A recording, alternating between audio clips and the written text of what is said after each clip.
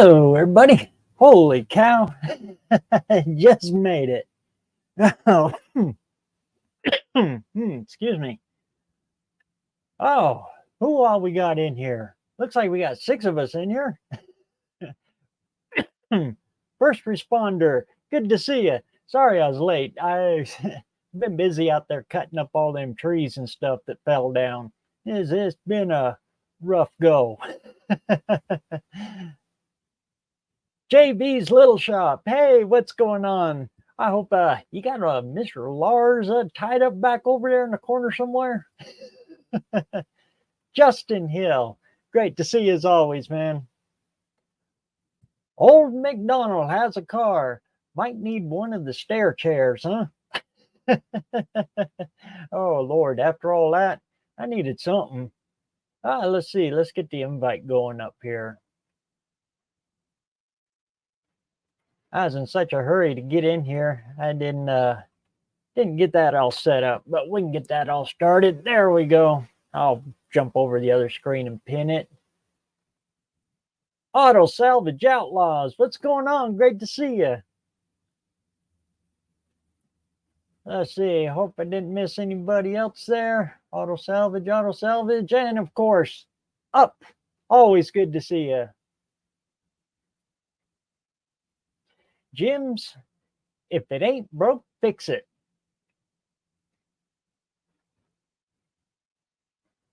Okay, I think we got them all there. There we go. Okay, yeah. I've been out there chopping up trees and cleaning up and moving our branches around, and oh Lord, is this? I can hardly feel my arms. They're still vibrating from running that chainsaw almost all the day.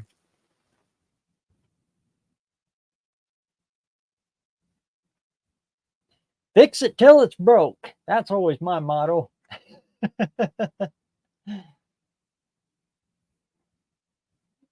I'd like to stick around, but I'm very tired. Have a great evening.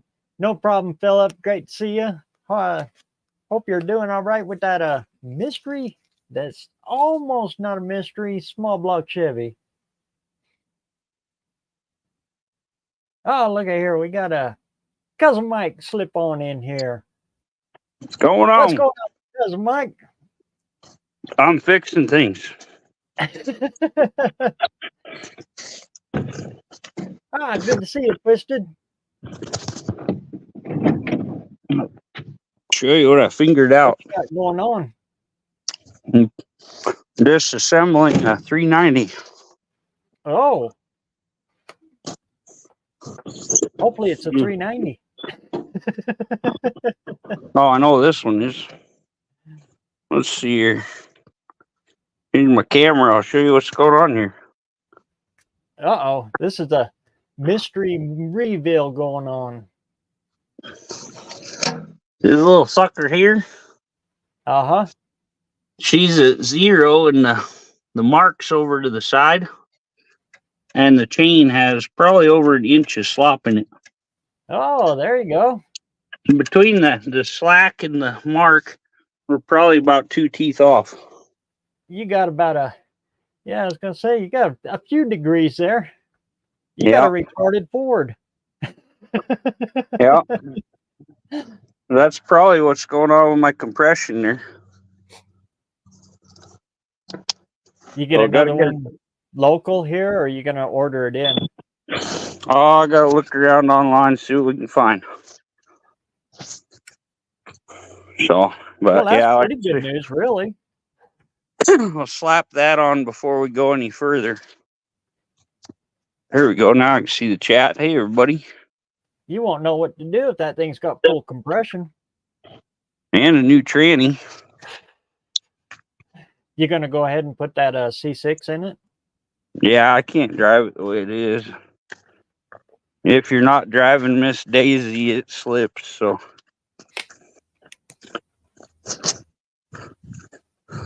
You got the beard coming back so you look like Lars.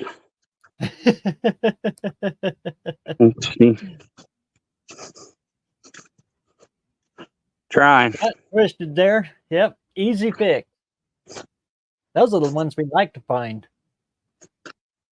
Oh, the compression on almost all the cylinders was about 65. I think I had two that was about 80, 75, something like that. You flat blew my dad away. He couldn't figure out how it was running. Yeah. It's a Ford. Running as good as it was running. I mean, it was good and smooth, and Yeah. it did have a little blow by, but A little nothing, bit, but for 60 pounds. oh, it's been blowing. It's been sitting for 30 years almost. Yeah. Before I Now got they with it. tore the building down. Yeah, now the building's not even there. It would have been somewhere gone. Let's see here. Got Junkyard D in. What's going on, man? Here's my C6 ready to go. That'll be an easy slide in. Like I said, I think if I change the U-joint into that yoke, I think I can make it work with what I got. And you got the yoke right there, that slip yoke right there. Yeah. I got all the parts, so should be an easy. They can do that up, no problem. An easy gender affirmation surgery. Is that what they call it now? So you don't get in trouble. Yeah. Got quite a that's pretty long yoke on there, so I think we could be good there. I think it has way bigger U-joint holes though. So probably have to have a muscleman special. We tell everybody them are the best chrome valve covers there was. That motor's probably been sitting there for 15 plus years. And not a speck of rust on those chrome valve covers. Yeah, they still look like brand new. I think them are going to go on my pickup. Those Edelbrock ones I put on the wife's truck, it didn't even take a year and they started surface rusting. Yeah. Yeah, some of them are a joke. My Edelbrock air cleaner I put in my pickup, it's all nasty looking. I think it's covered with rust. I only bought it maybe 2 years ago. Got 162 in here. I haven't seen you in quite a while. Good to see you. Yeah. 162 has been commenting on my videos.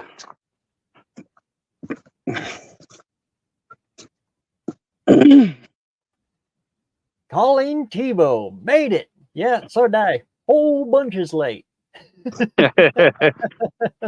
Get all your mess cleaned up?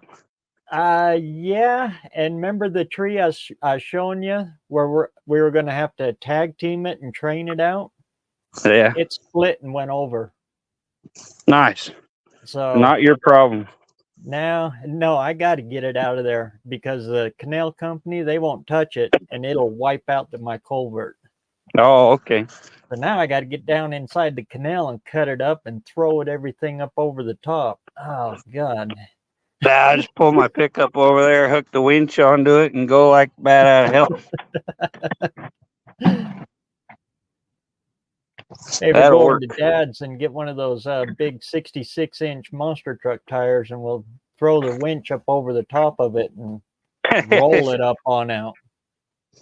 Oh, just get them, put them on my pickup. Yeah, let's see. I'll show you the mess under here. The Oldsmo Ford.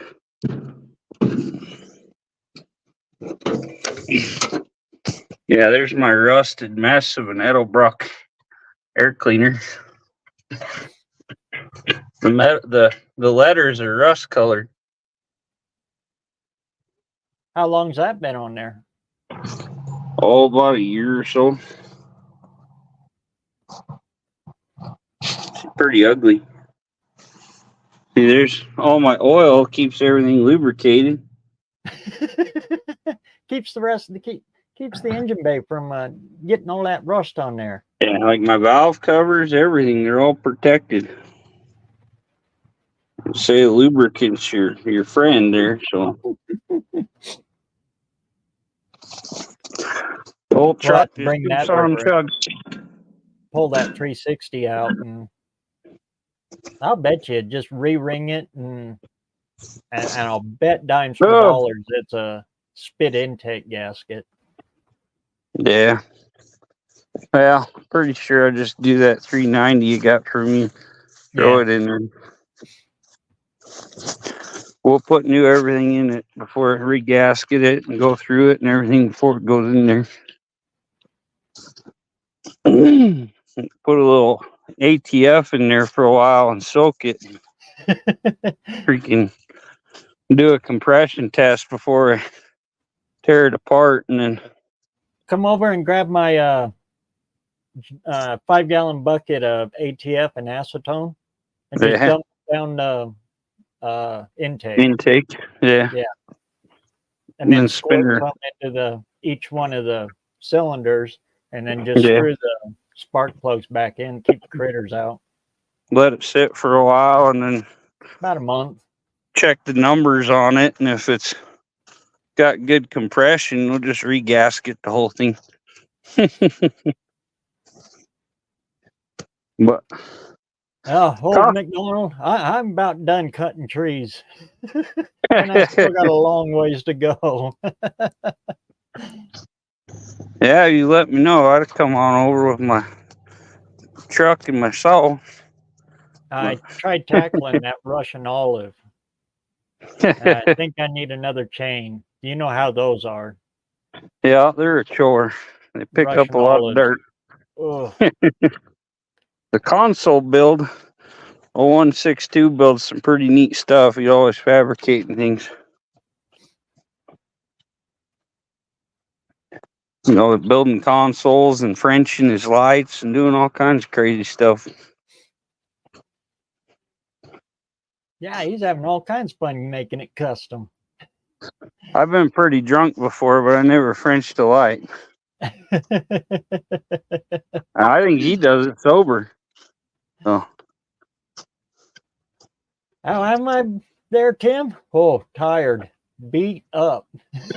I came in to get a cup of coffee. My arms were so noodled up, I couldn't even, I about missed my mouth. Oh.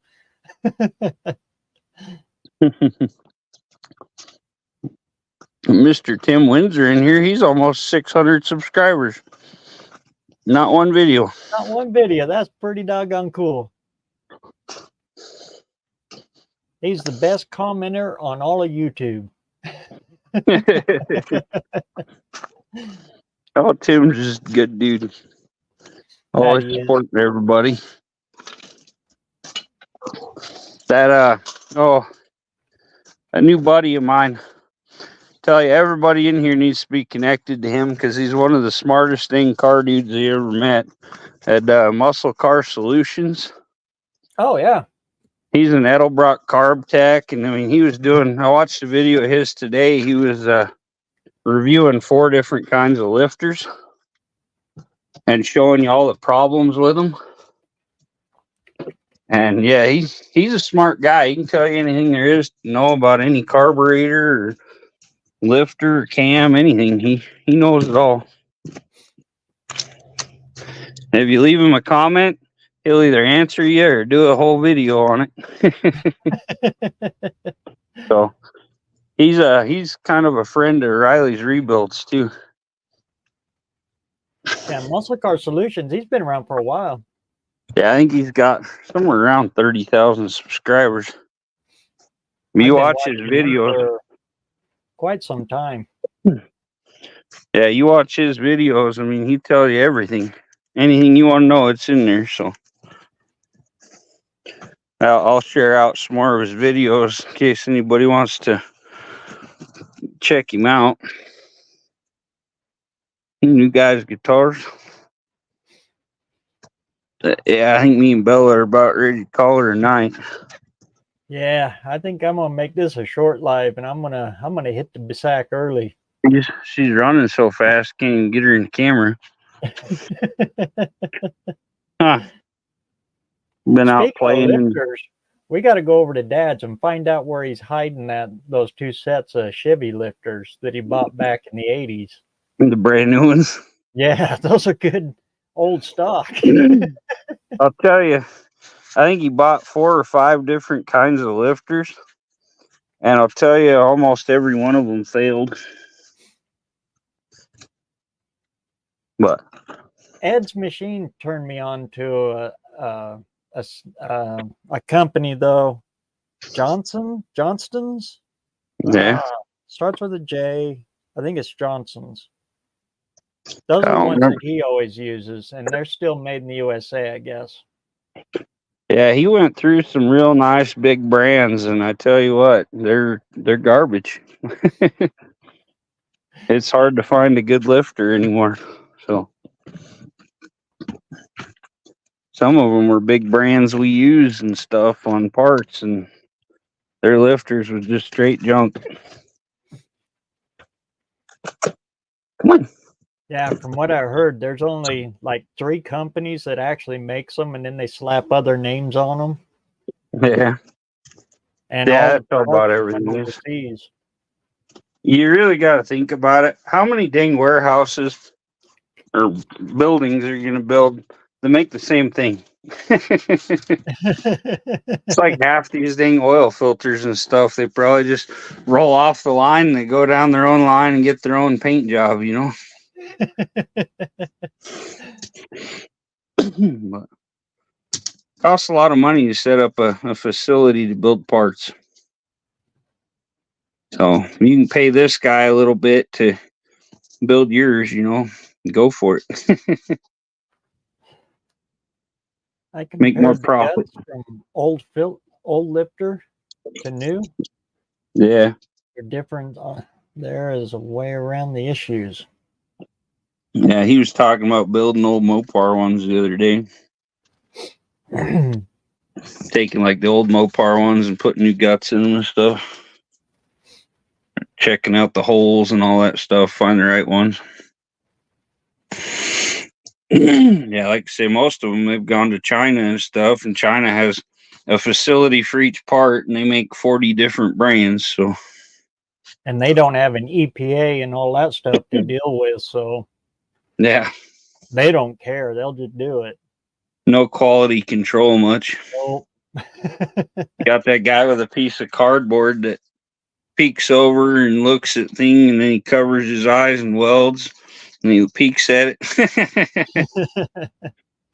Or that guy we seen that had his phone in the cardboard deal, and he watches on his phone while he welds. oh yeah, it looked like it was in Pakistan or something. Yeah. Yeah, he just had cardboard shroud around his phone and was watching it on the camera, because then the light isn't bright. Using his phone as a welding shield. That was just, yeah. You get some good slag, you ruin a phone real quick. Trust me. Have slag just all over your camera. But yeah, I'm gonna get off and research some timing stuff, and hopefully it doesn't cost too much. But yeah, I think we get her lined up, might fix our compression there. So good Put it up first place top to there. start. Yeah. So if she's within a good zone there, then we'll just throw the tranny on there and send it. So well, I'm gonna hop down from here and eat some supper. I've been out working on stuff all day, so All right. Oh, thanks for we'll coming catch in. y'all later. Yep. Kind of strange seeing you here and not in the front yard. Right? Like I'm close enough, I'd be next to you.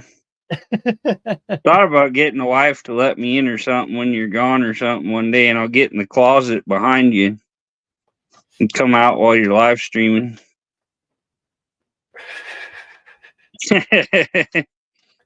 Open that and see it in there sitting on the cat food.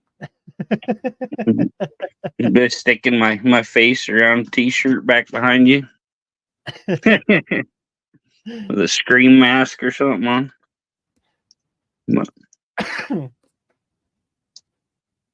I do not blame China. Most of Carter's solutions, he's been to China. Yeah. Well, I'll be down in the chat, so we'll catch you Good to see you, later. cousin.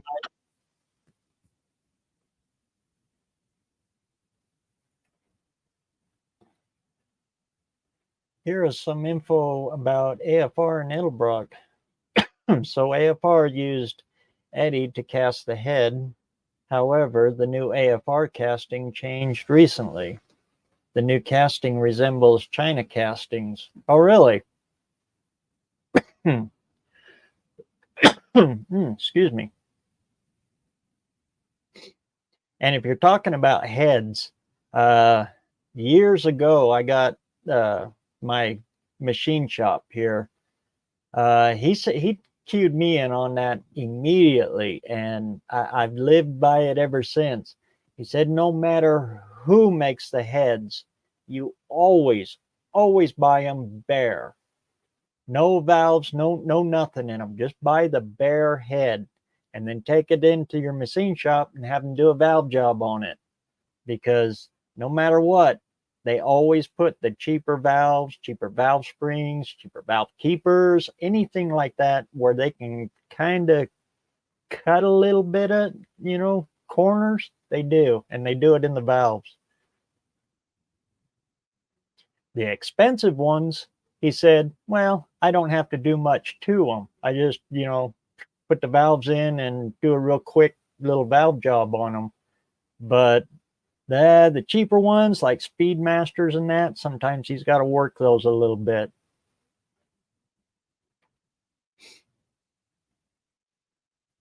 But it's all on who you want to pay, I guess.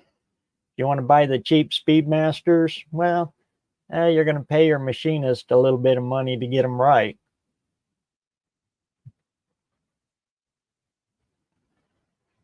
But he showed me dart heads that, yeah, they weren't good out of the box either. They were close, but they weren't good out of the box. And he showed me, the stuff he had to do to make them right. You can't get away from a good machinist.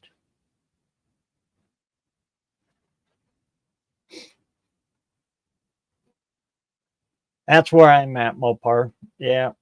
I'd rather give the money to somebody local, somebody that you know, and you get to keep a friend in business, and that's even better. There are companies overseas that do a great job.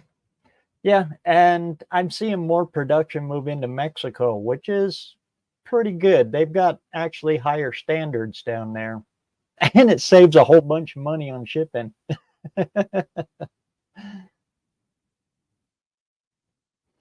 Windows upgrade. They basically control your computer, no lie.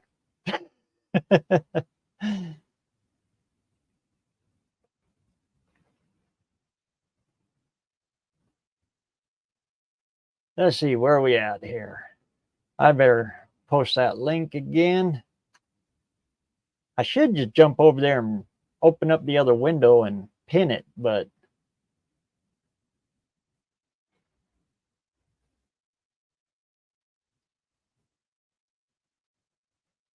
my 440 heads were upgraded to all comp goodies.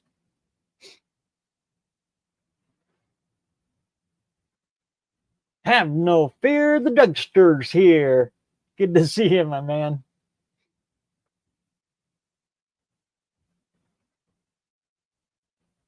Sansui.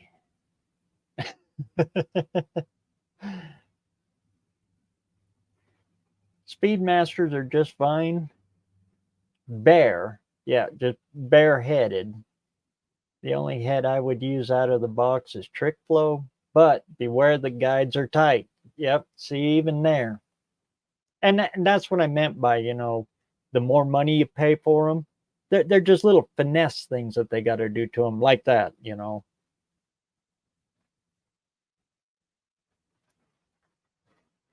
But if you buy them bare, then you can put whatever valves you want, and the quality of the valves that are going in them, the valve springs and everything that goes along with it.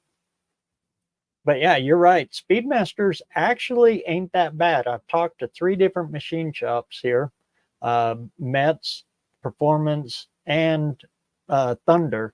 And both of them said that actually for the money, they're not bad at all. Just don't buy them with the valves in. I can't stress that enough. I'm a broken record that. But Speedmaster valve, they're bad. They're really, really, really bad. Like 2Hacks Jeff showed. Yeah, they're and most of them ain't even straight. They're so bad. They're just they're just garbage. But the heads themselves ain't bad at all.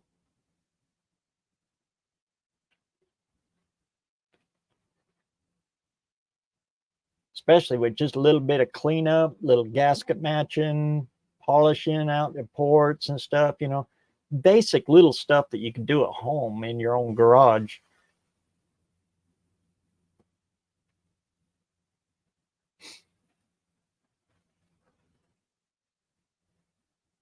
Your Ram Charger was made in Mexico, huh?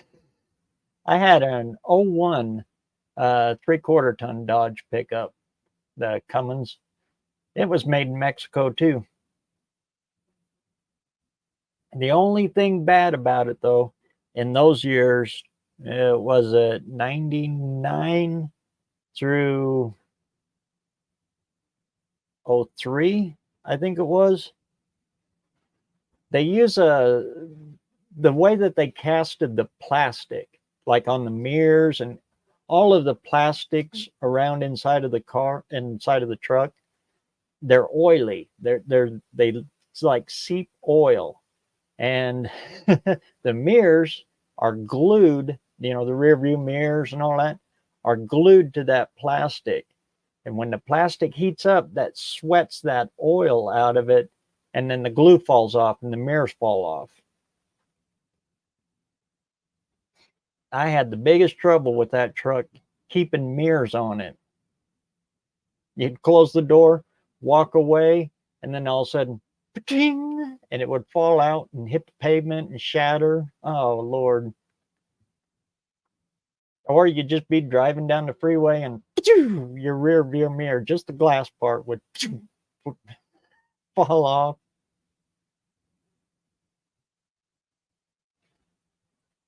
They call it windows for a reason.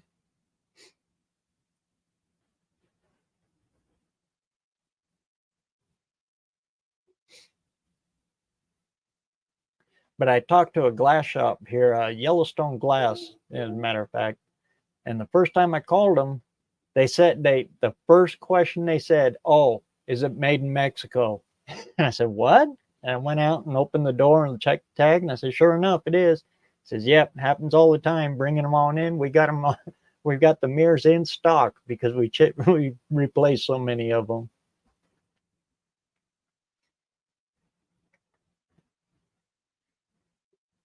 Let's see, get caught back up here.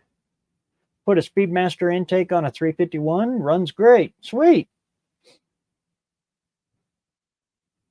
There for a while. Oh, it's been about 10 years ago now, I guess. Show my age there. Boy, you get them Speedmaster ones dirt cheap through like Speedway and stuff like that.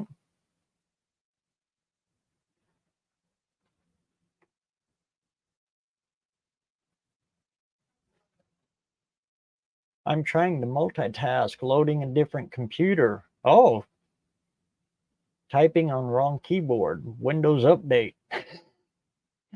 Firing up a new machine, huh? Yeah, last year I had to finally upgrade mine. Makes the editing so much easier now. Never got past 95 with cars and trucks. That was the newest one I've ever had.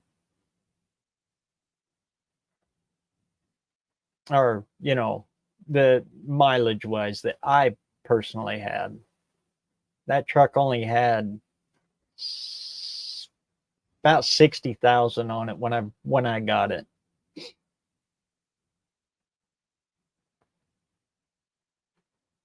I've got a 98 Lincoln out there that I drive, but I don't count that. That thing's an Abbey. It just goes from A to B until it don't go to A to B no more, and then I'm going to pull that rear end out of it and scrap the car.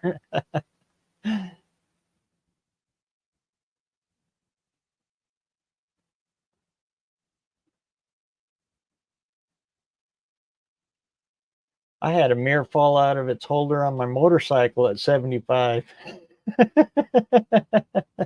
And it hit you.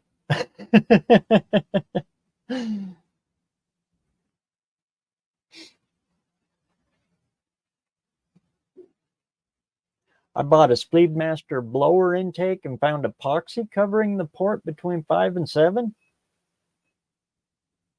Brand new from the factory? That sounds like a reject.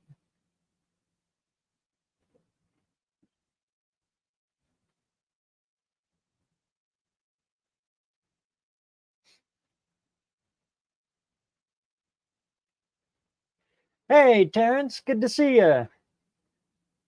Anyone in here ever put a big block in a G body and keep the heater box?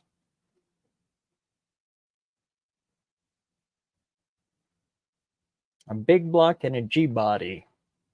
I haven't, but I'm sure there's somebody in here that has. Probably first responder right here.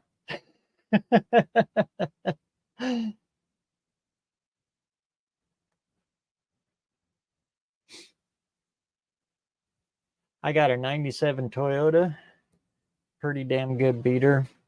Put 4 struts in it, and it's good to go. Sweet.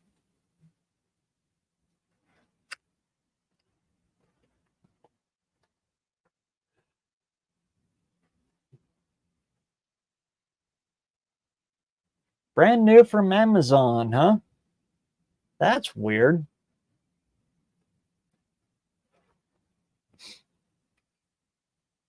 Oh, cousin Mike cued me in on something yesterday.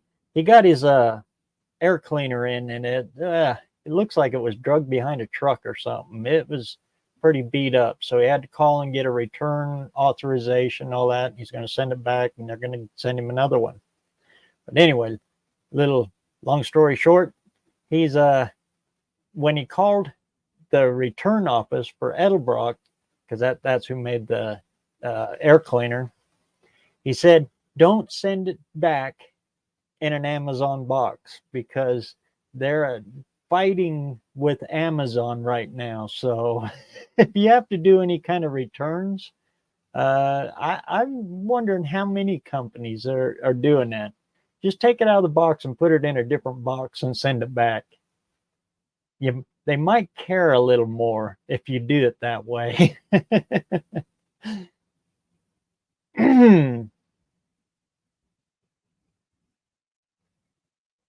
Struts have gotten pricey. Everything has. Good night.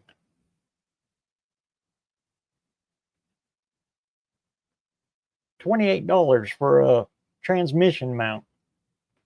Those things used to be $10.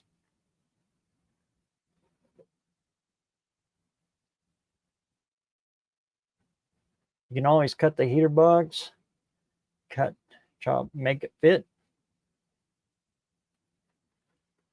I got an 85 Monte Carlo SS with a 402 big block.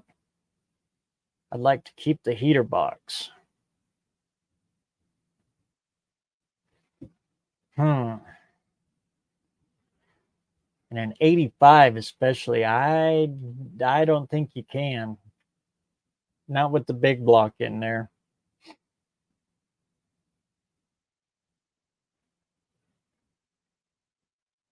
The width on them is the biggest part of it. Yeah, I'm afraid you might gonna have to sacrifice it.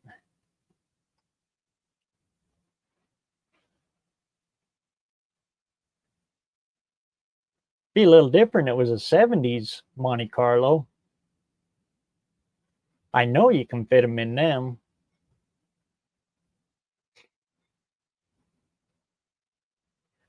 Has fun with valve covers.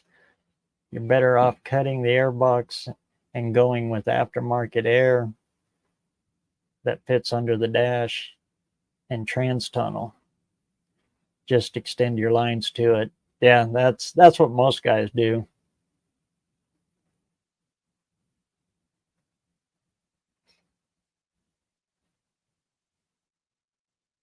Four complete struts under 200.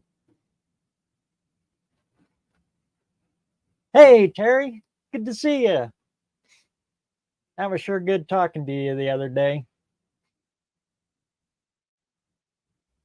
And like I said, you got me out of cutting wood for a while.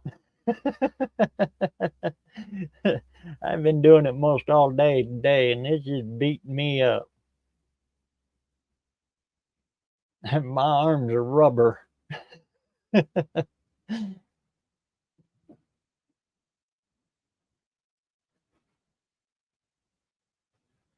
5 Cooper Cobras 15s for my nephew's Nova is $700. And BFG TAS are about the same price. That's actually not too bad of a price for 5.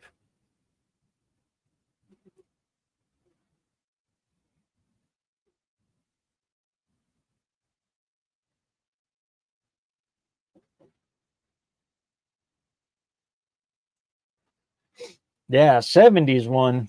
There's all kinds of room in there, especially when you pull all that vacuum stuff out of there.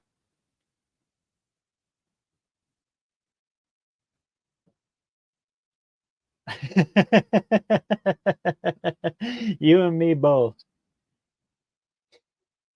There's a lot to be said about the LS, and if you're gonna go that route, well, there's a reason everybody uses the LS. But I still like the old school natural aspirated.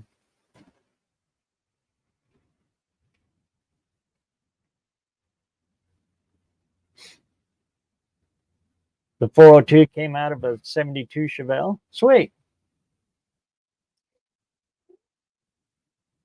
That's a 396 that's 40 over.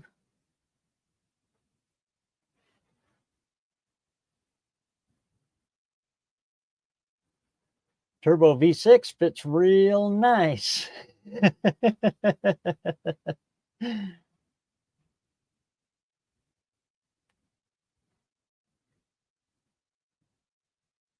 Check out Discount Tire online, cheaper.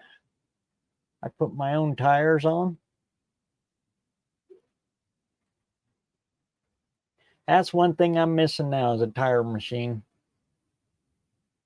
Well, one for mag rims. We got an old one up at the shop that, well, you can do mag rims on it, but boy, you got to be careful with them. Steel wheels, no problem at all.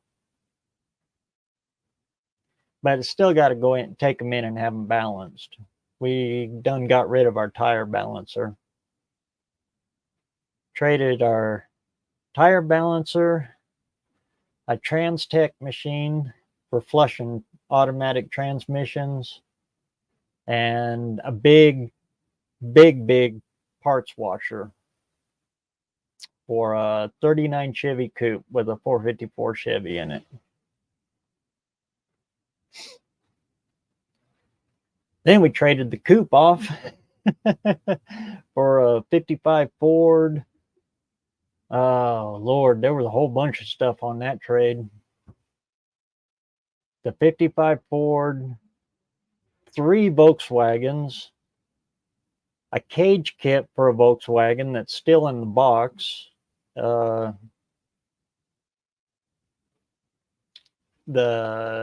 dual carb 1945,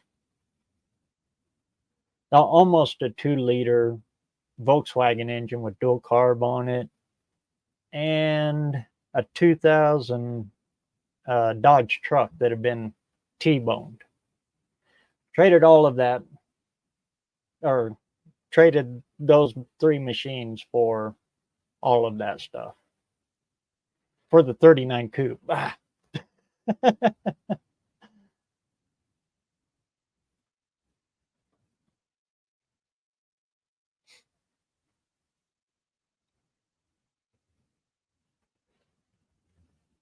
I have a 91 Caprice I'm using as a daily. It's going to get a 5.3. Sweet. I agree. Carbureted is the way to go. They're just simple. That's the thing about it. You break down on the side of the road, you can be back up and going again, or you can get it home. The modern stuff, it's just overly complicated. And I'm not big on electrical, so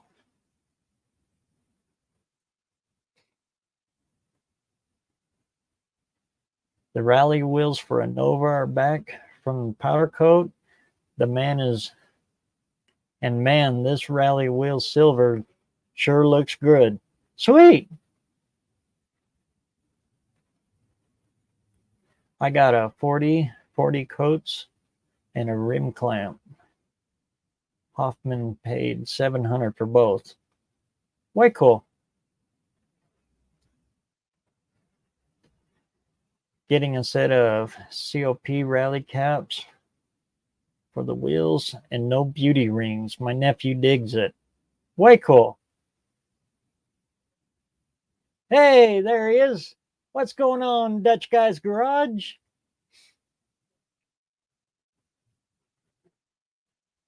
The guy that plays with the odd little Mopars.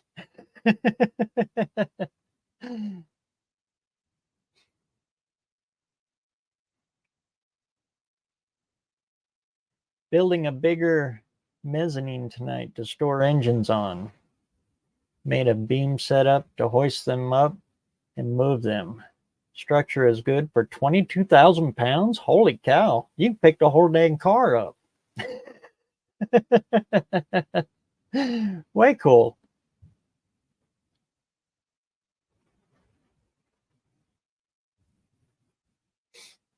Boy, I hear you there. If it's simple, yeah, it's just a lot easier and I'm happy to do it.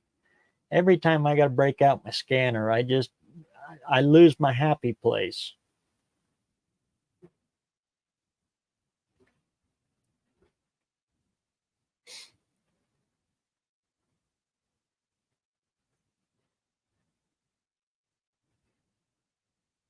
RM and J, not odd. They are electric.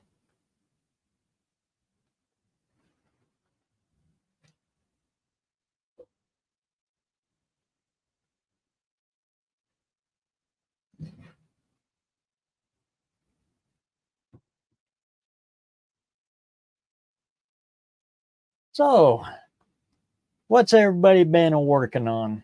I told you what I've been working on. I've been working on the yard, cleaning trees. Oh, Lord. And the deeper I get into them, the more I got to do.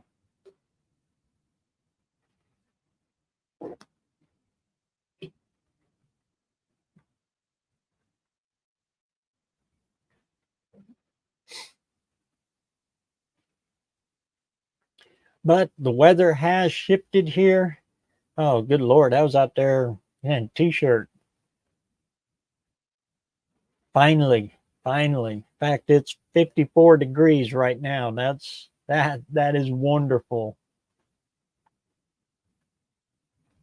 So hopefully I can open the shop up and clean all the winter stuff out of it and get back on track. I am so far behind on that 58, it ain't even funny.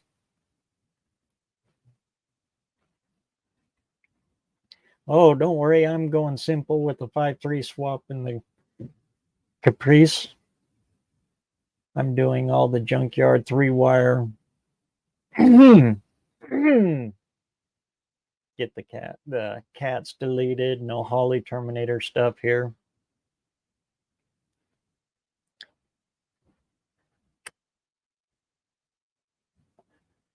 And if you want to do cheap power added stuff like turbos and all of that, an LS is the way to go.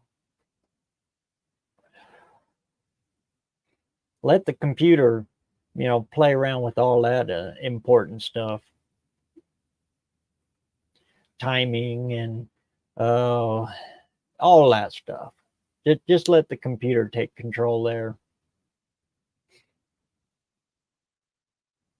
That's my opinion anyway.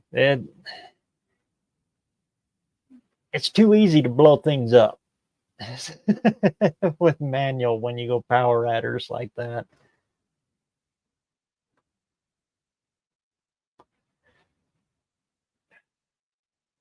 Nitrous is a little different, there, yeah, run a carburetor, all that, but basically nitrous is still kind of naturally aspirated.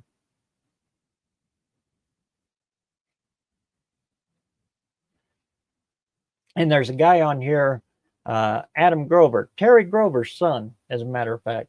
If you have any questions on nitrous setups and stuff, or want to check some really cool stuff out, check out the Grover Boys, and then in parentheses, Adam Grover. Check out that channel.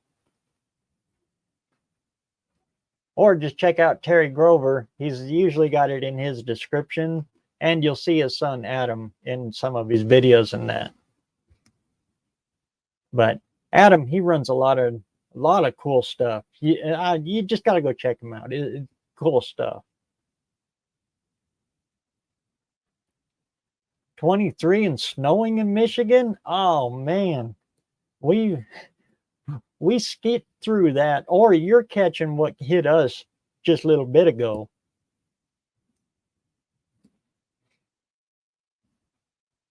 '86. Holy cow.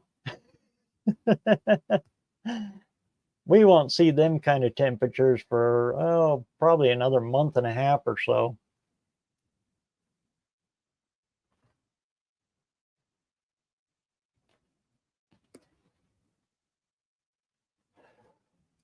Yeah, the KISS method is the key right there. Even if you're playing with that stuff, keep it nice and simple.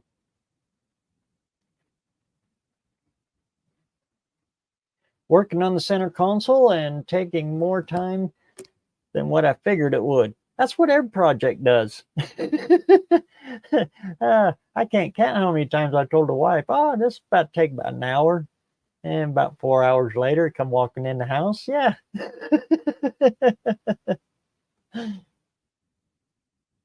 Power adder shorten engine life.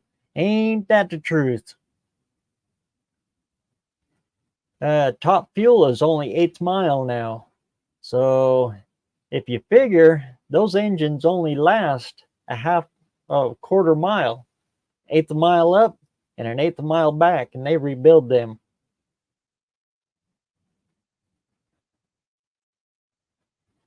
Before that, they raced a quarter mile. So it was those engines only last a half mile. Quarter up, quarter back, tear it down.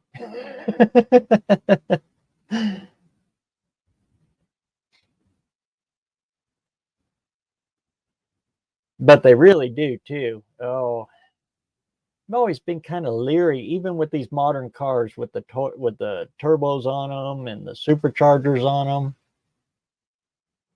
They do all right. Well, the stock, they're real low on boost. Maybe 10 pounds, yeah, right around in there. They're not boosting a whole lot, but even with that,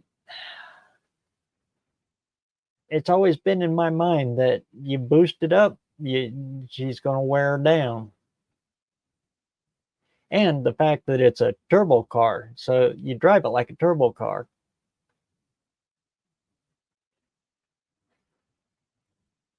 Couple things heated and been there for 20 years. Chrome is immaculate. Wow. Frame, engine harness intact. Wheels, shocks, handlebars, all there. Sweet.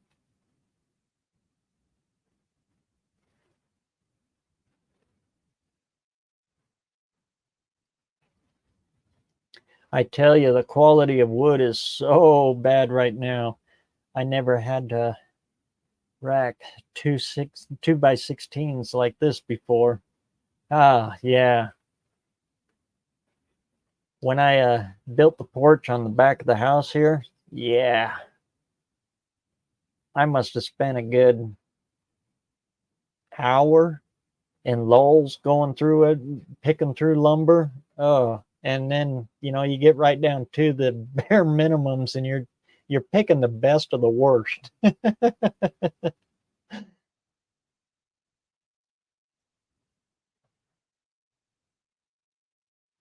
46 there in Ohio. I heard you guys had quite a storm roll through there just a little bit ago. Sorry, guys, I'm doing paperwork for business and trying to chime in from time to time. No problem, JB.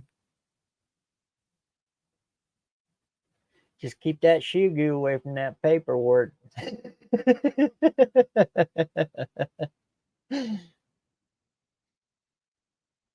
I still laugh from time to time thinking back on that live. That was fun.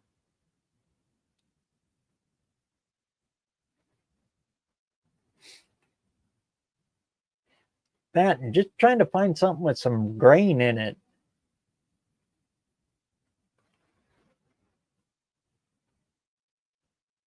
It's all coming from farmed timber now, and it grows so fast that the grain in it is ultra wide. And that's why it warps like no tomorrow.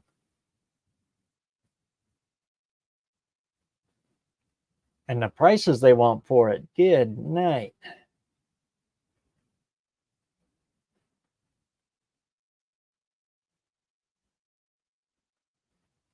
JD's Vintage Auto. How the heck are you? Oh man, I haven't seen you in quite a while. Uh, everybody, go check out JD over here. He has got some really cool stuff, and he gets to play with all kinds of, just like in his name, vintage stuff that is really cool. Awesome to see you tonight, man.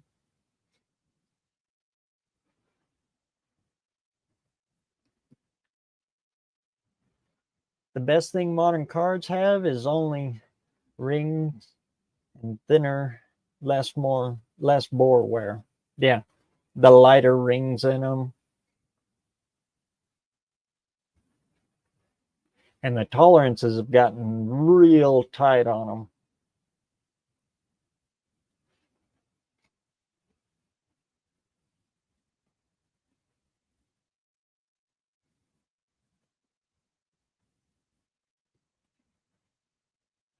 Mopar month, that's all I use. But man, the break-in period is forever on chromollies. Yeah, I tend to stick with cast. Trying to get a set of molly rings to break in. Yeah, yeah.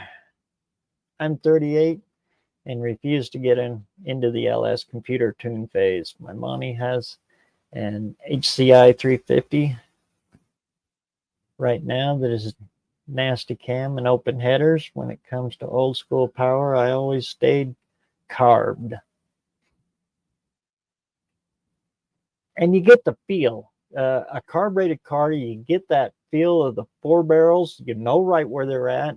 And then you hit it past it, and those four barrels kick open, and it just lays you back. Fuel injection doesn't do that. It's just a smooth all the way through. And I don't like that. I like that bump in it.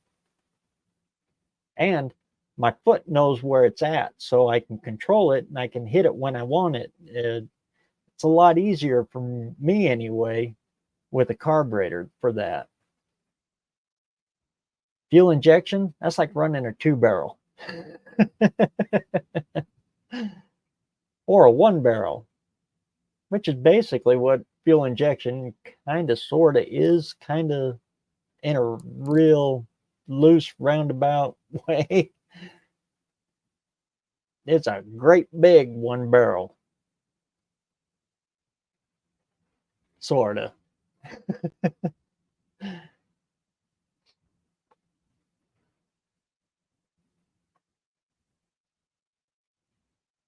Whenever someone mentions they're going to do an LS swap, I tell them that's unfortunate.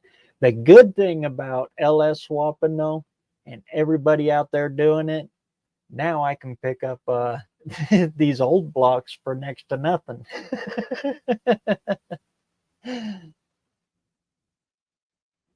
Before the LS swapping really hit hard and heavy, I the old Vortex, Chevy Vortex, they were pretty spendy. But now that everybody's doing that now, people are throwing the Vortex away. And those, for a small block Chevy, are some dang good heads.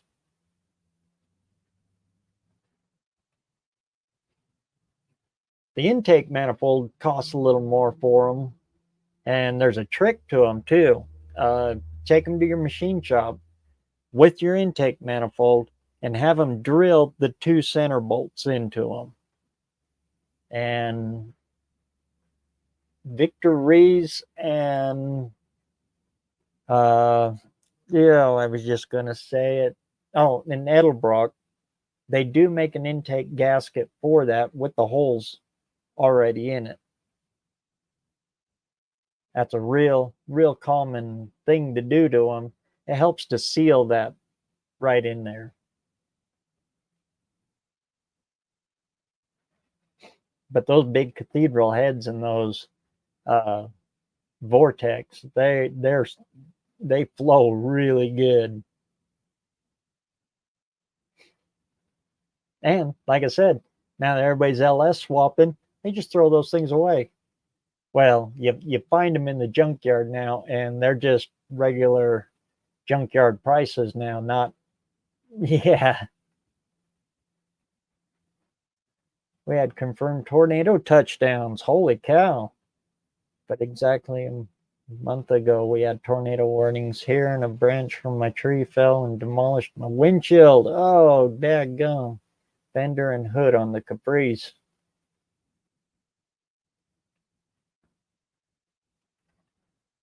Luckily, all mine fared okay through all of that. I had two big branches come down, and one hit the dart, but it's a little easy to pop out dent in the top of the fender. And it nailed my 57 Dodge pickup too, right on the hood. But I don't care so much about that because I'm putting a 55 hood on it, the butterfly hood, and I'm actually changing the whole front nose piece on it, changing it to a 55. Never did like the look of a 57 Dodge front end. Same fenders, the outside, the front fenders are the exact same. In fact, the hood is almost the same as the earlier ones. You just unbolt it and you put the other one right on.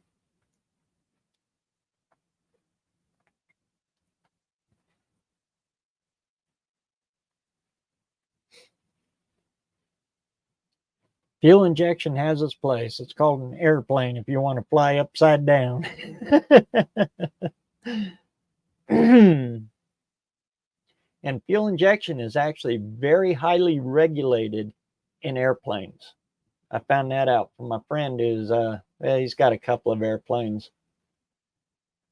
But all the electronic stuff like you find in a car, that's not in an airplane. It's not reliable enough for aviation. Now that says something.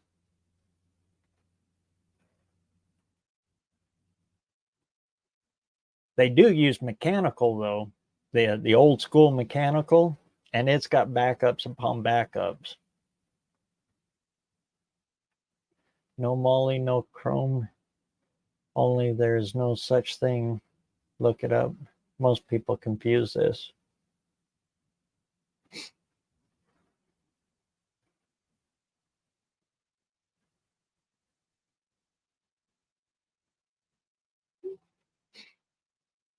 Chrome rings are made for heavy duty industrial engines that would eat more dirt.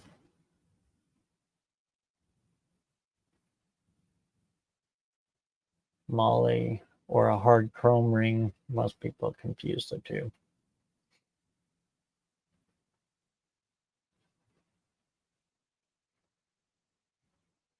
Yeah, it's a slip of the tongue.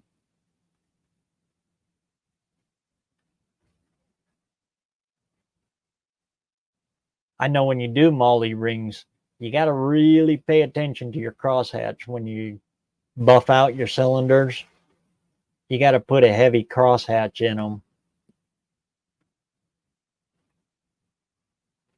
Performance fuel injection is not so snappy.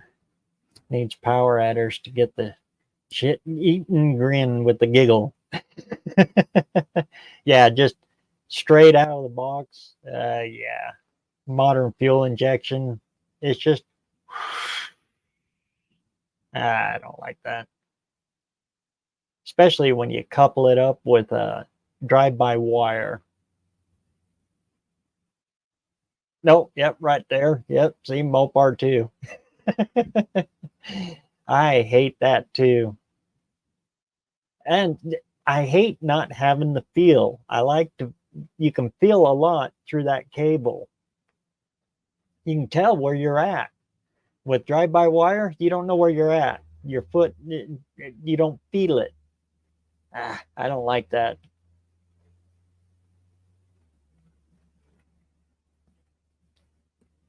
My 350 has polished camel humps, high-rise Edelbrock, and an Airson nitrous grind cam with quick feel 650 carb. I don't think doing Vortec head swap would be the best choice. Well, you already got all that stuff.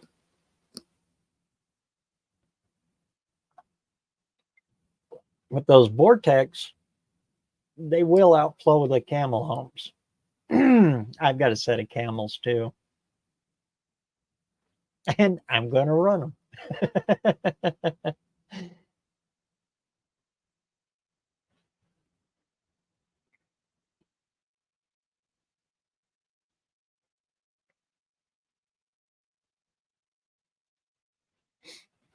Airplanes have to be redundant systems. Yep, they got backups for backups.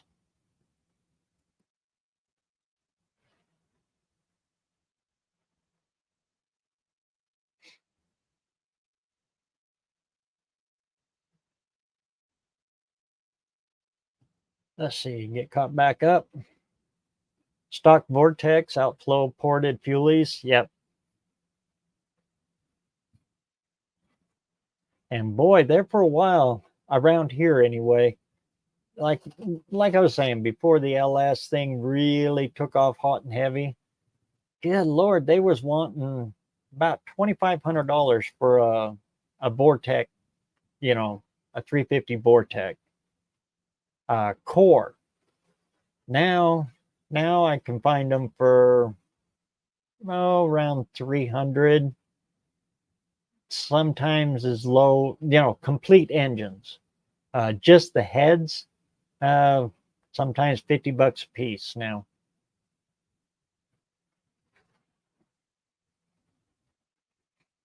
And that was at the pull apart, the eye pull.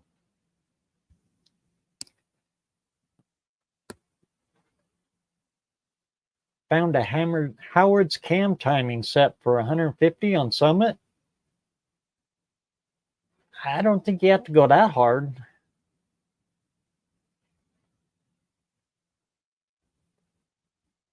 But you can if you want.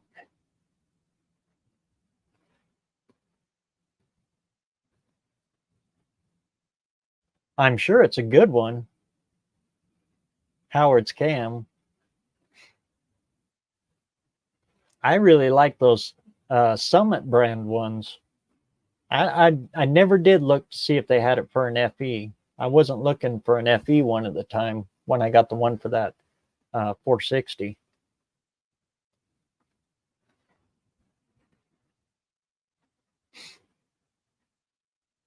I know you've been having too much fun in the 68. Big sister's getting a little jealous, little sister there.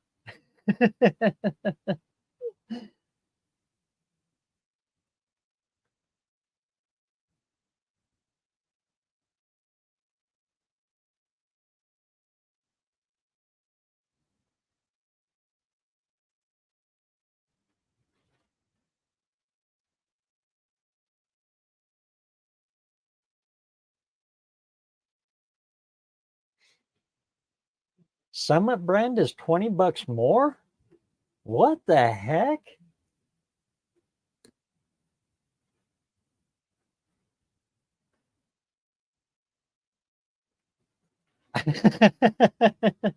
Yeah, we only want to do it once.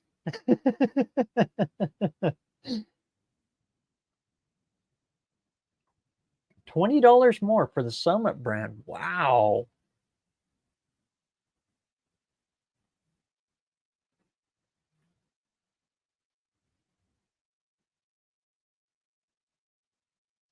You might call down to Wyatt and see what he can do. See if, check around local too. And possibly O'Reilly's there in Shelley as well. I was blown away. Our O'Reilly's around here actually still stocks a lot of FE stuff.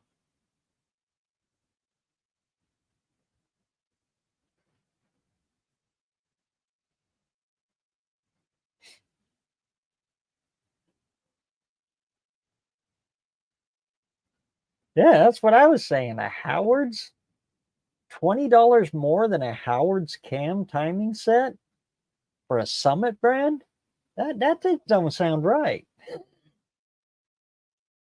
The one timing sets that I will never ever use again though is Cloit. I won't run a Cloit no matter what. The last one I got, the hole was offset. And every time the engine would roll over, when we got it all set on there and got it all set up, went to roll it over, it would get tight and then loose because that top timing gear was going like this. That was the last Cloit I put it back in the box, took it back, got my money back, and I bought a Melling, I believe it was. That was on a little 305 I had. But I couldn't believe that. Then Dad couldn't either. We had set it down and he pulled out the calipers and was measuring on it. And sure enough, that hole was off centered.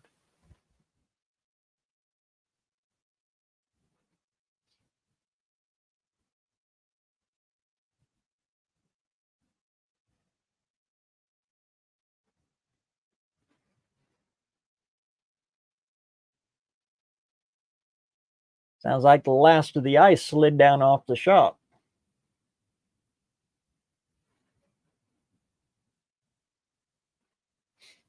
What trans do you think I should put behind the 402? That's easy. Turbo 400. A 350. Oh, you have a Power Glide ready? Power Glide's good if you're racing, but if you're street driving, I wouldn't do a Power Glide. I also have a 350 I need to have built too. The 350 will handle it, but you got to put a little into it. And it'll have a cam and a 200 shot. Oh, strictly racing, the Power Glide is be your cheapest because you can build them clear out, full manual, trans brake it, all that stuff. And Power Glide is the cheapest one to do there, and you'll get the best results, especially just in an 8th mile racing. The 350, you're gonna have to get in there and work that one a little bit, or I don't know if she's gonna hold a 200 shot on a 402. I would never try that. A 400 turbo 400 is a heck of a strong transmission, and the parts are, aftermarket parts for a turbo 400, easy. And there's a guy on YouTube here, Cope Racing. He does nothing but he's a transmission guy, and he builds his own valve bodies and all that stuff. Check him out here on YouTube. He's got a shop in Indiana. It's up by Chicago. But if you're looking for some really good high quality stuff for either one of those, get a hold of Cope, John Cope at Cope Racing Transmissions, CRT. If one of my mods finds Cope's channel, go ahead and pop it up. There you go, right there. And this is another guy you could ask about it too, Mr. John Wilburn. He knows transmissions really well.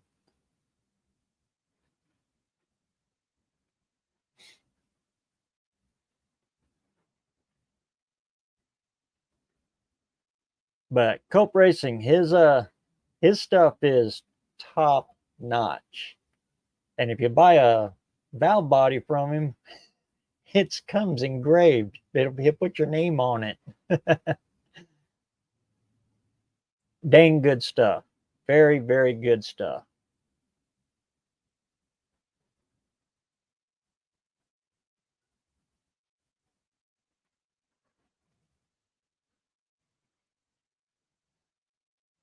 I like milling. Yeah, same here. Especially their oil pumps. They're my favorite when it comes to an oil pump.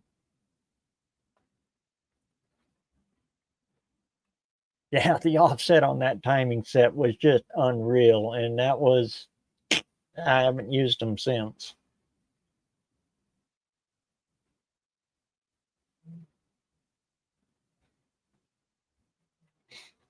Summit brand is sold out.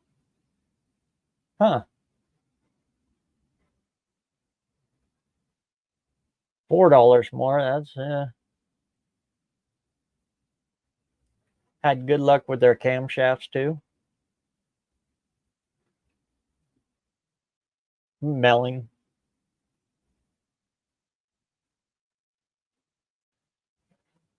Oh Lord, yeah.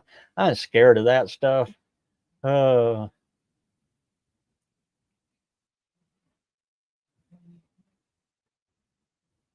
let's see. Get caught back up here.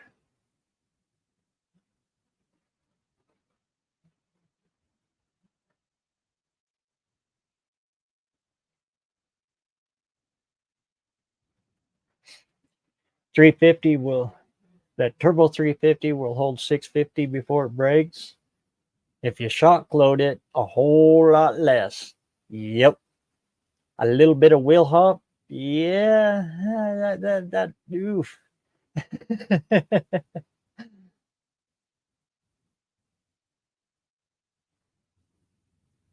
I took out 2 turbo 350s because of that wheel hop.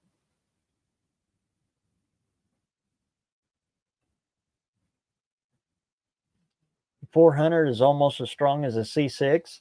Yep, and it's less, it takes way less of the horsepower and torque too. That's the problem with the C6. C6 is a dang strong transmission. I'd go so far as to say as the C6 is the strongest one out there. Probably only second to the 727 Mopar one. But the C6 is a power hog. I think it takes the most of it. It's got the highest parasitic loss percentage of all of them. But the Turbo 400, yeah, it's a good transmission.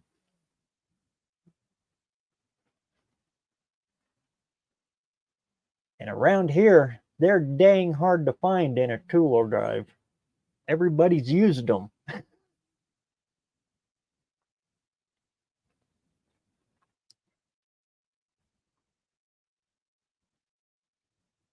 If you put 4160 guts in the 350, it will hold 800. Yeah, that, like I was saying, the 350, you can build them to hold that, but you got to build them.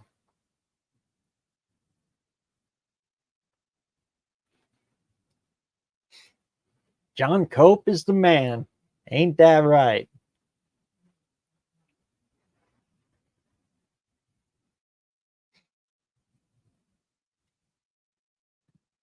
No problem, Terrence. Hope he can help you out. And he's a heck of a great guy.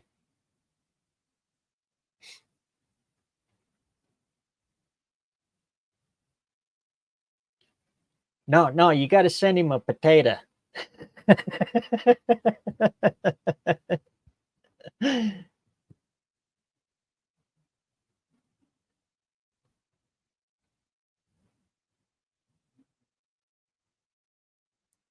All the stuff, no matter where you get it from, you got to clean and check it. Yep.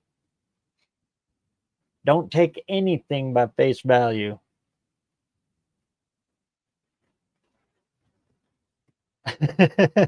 Hot dogs are either free or $85.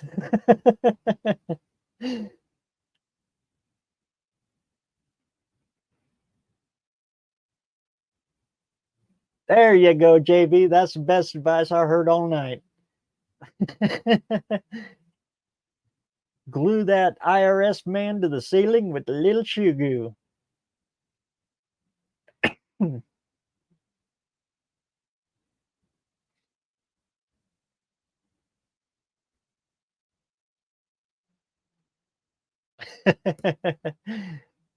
46 REs, yeah. But then you got to run the module.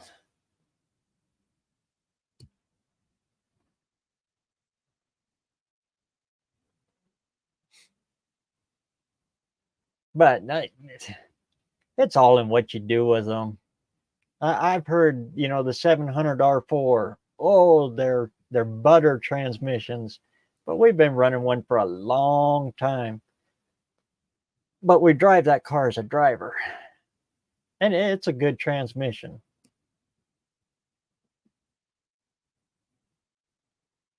It's an old 700 R4 at that too, so it's the old ones that you could convert real easy to manual. So they don't require any box or anything like that.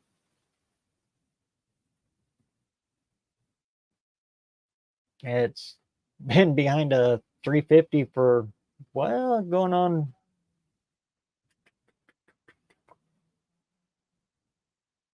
12 years now. But that car's a driver. It's not it's not hard hitting or anything. And on a drag strip, you don't need overdrive. So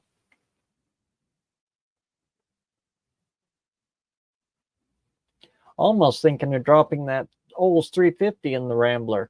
That's a good idea. That engine needs a home. I don't think it's got but maybe 500 miles on it. And it's just sitting in the backyard. Let's do it. Let's stick it in that Rambler.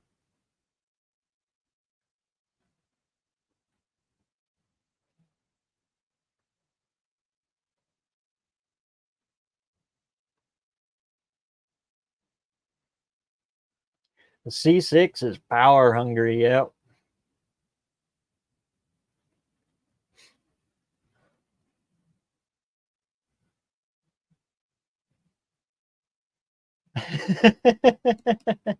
We got to do something with that Rambler.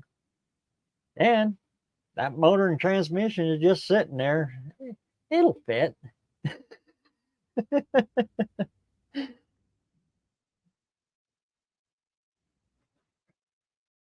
The hard part with that car is going to be the rear end.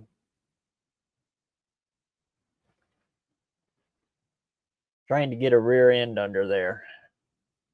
Because those Ramblers, they got one goofy setup. It's almost like a torque tube, but it's solid mounted to it, and it pivots the front engine mount all the way up at the engine mount on that straight six in that Rambler of his. The engine mount is up here on the front of the engine, and it's solid mounted all the way back to the rear end. So the engine goes up and down as the car goes up and down. And that's what killed the car, is they bottomed it out and the engine come forward and the fan went through the radiator and they overheated it.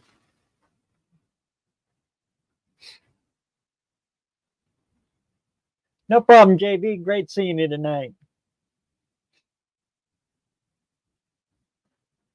But now we got to put that car up on the lift and figure out how to get a rear end under it.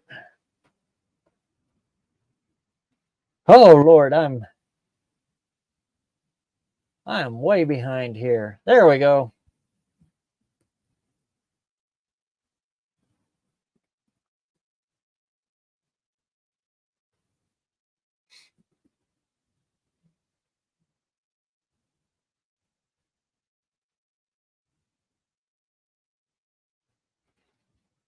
Don't encourage him.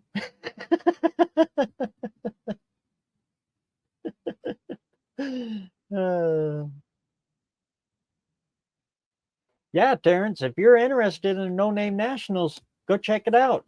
We're all part of it. On the 29th is when you're going to do the live stream on that.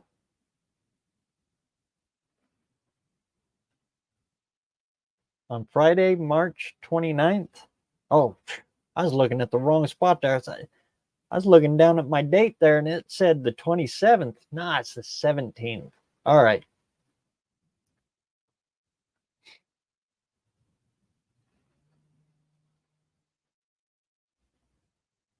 Yeah, Terrence, we'd love to have you out there. And in fact, there's a couple of guys from our group coming from Ohio. You could even caravan up.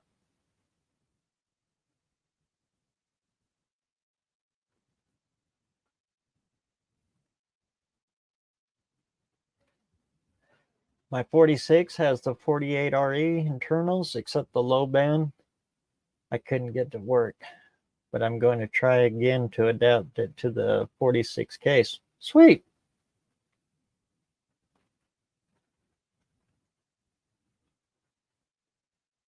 I think the tire changer affected your thinking. Oh, that's a good one, Mopar Nut.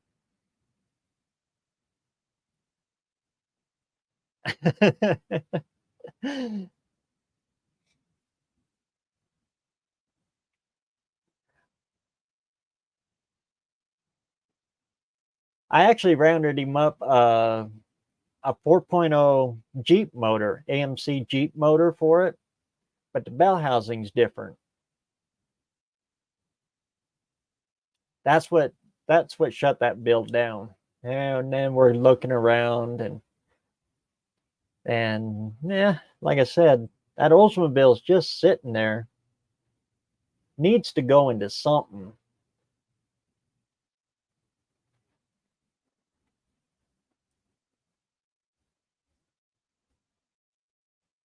Hey, NSB, great to see you, man.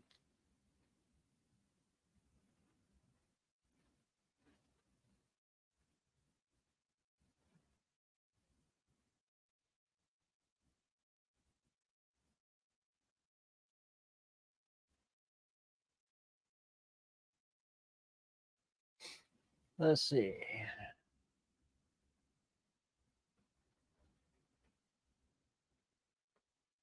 I have a 318 Magnum you could have if you put it in the Rambler.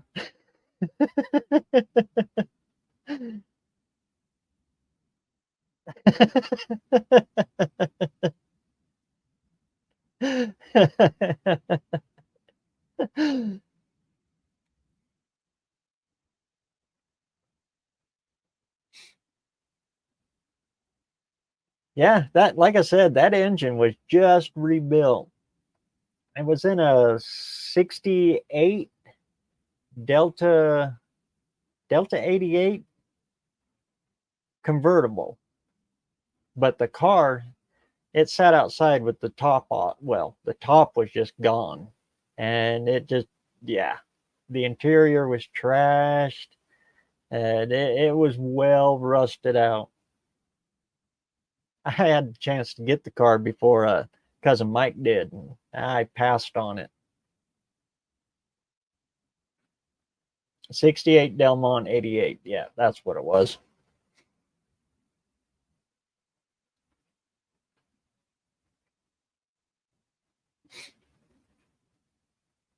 Yeah, right with John. If you can make it there, even as just a spectator, it's a heck of a good event. And you get to meet all these people.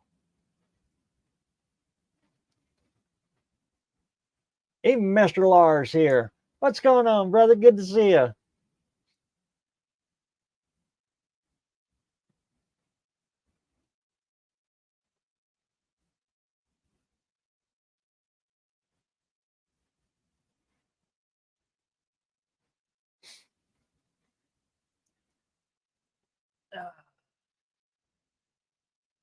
I don't think I'll be a participant this year, but next year I'm trying to have the car in the wind for some out of town parties. So next year, sweet. Look forward to seeing you there, Terrence.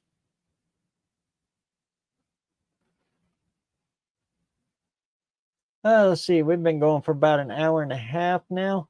I think I'm gonna go ahead and shut her up, and I'm gonna go fall down. I am, as you can tell, I am just beat today, running that chainsaw all daggum day. Just yeah, I'm beat up. I'm gonna fall down. Thanks everybody for coming out tonight.